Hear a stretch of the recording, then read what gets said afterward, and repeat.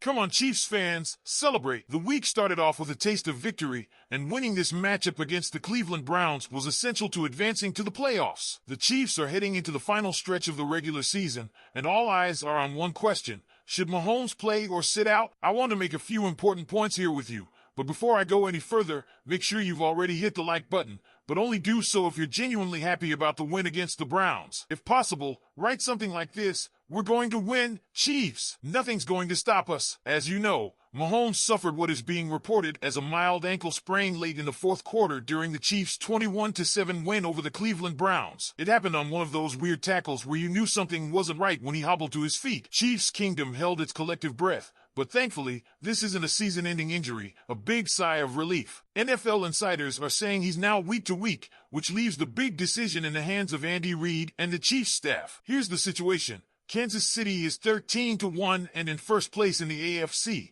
with a 2-game lead over Buffalo. But the next 3 games are no joke. 3 games in just 11 days. Even Mahomes himself said, it doesn't feel good. So the question is, do the Chiefs rest him now to let him heal, or do they keep pushing to clinch the top seed as soon as possible? Next on the schedule is a home game against the Houston Texans, who are 9-5 and fighting for their playoff lives.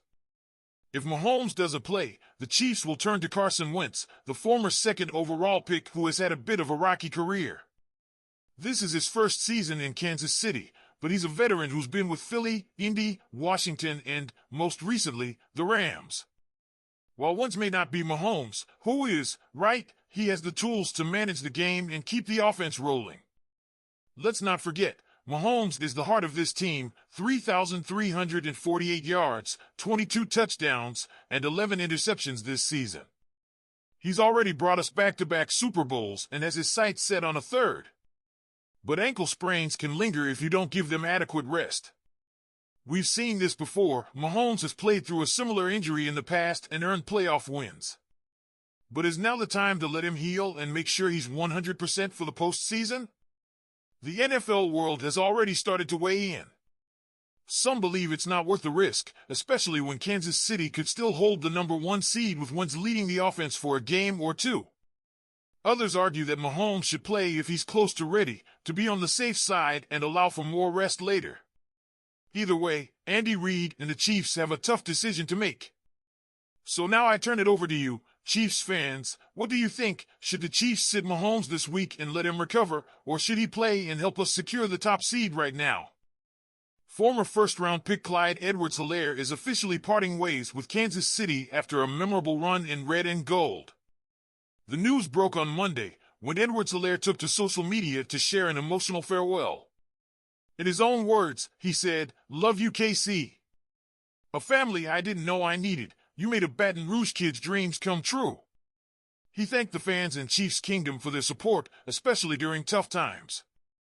The team later confirmed his release.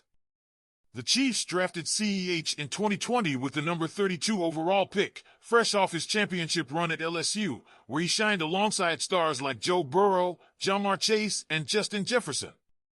His rookie year in Kansas City was electrifying, over 1,100 yards from scrimmage in just 13 games, showing flashes of the explosiveness the Chiefs were hoping for.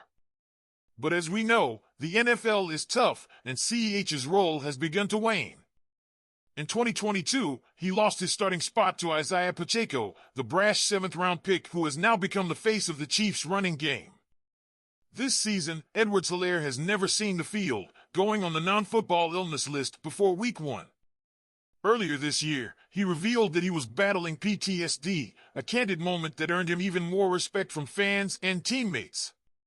CEH leaves Kansas City with some impressive stats: 1,845 rushing yards, 12 touchdowns on the ground, plus 765 receiving yards and 7 touchdown receptions in 48 career games.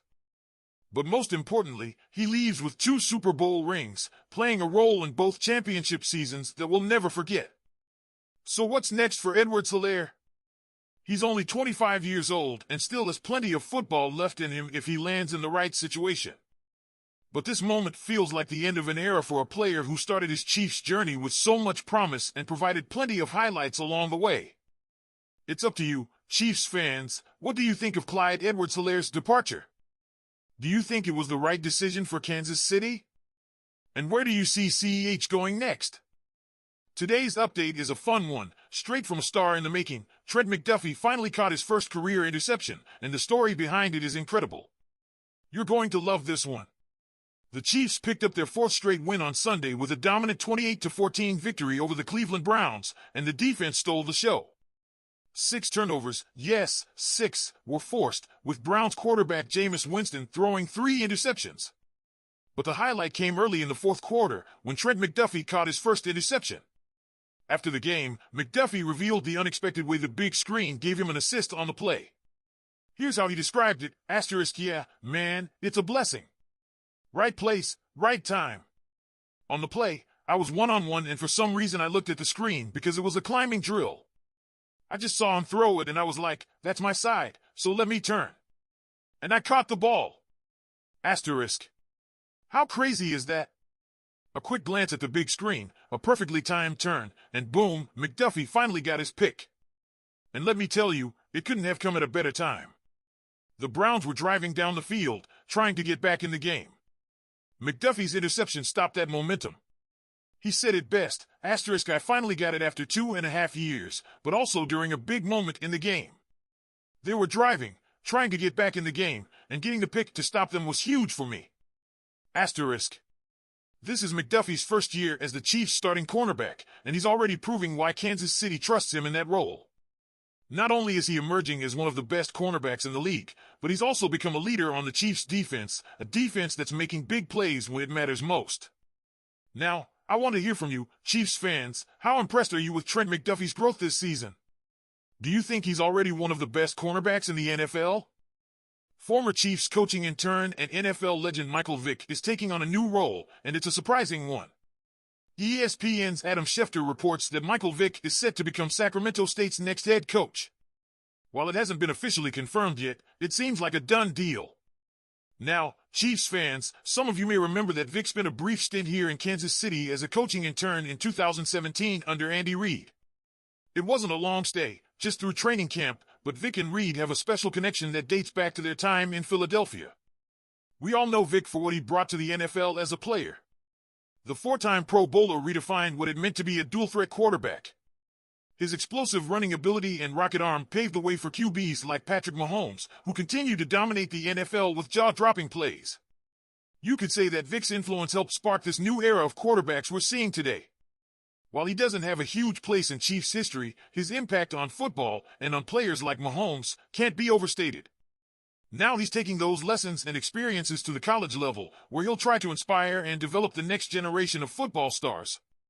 So here's the question, Chiefs fans, do you think Michael Vick can succeed as a college head coach? Leave your thoughts in the comments below. Will his NFL experience translate to the college game? We'll have to wait and see.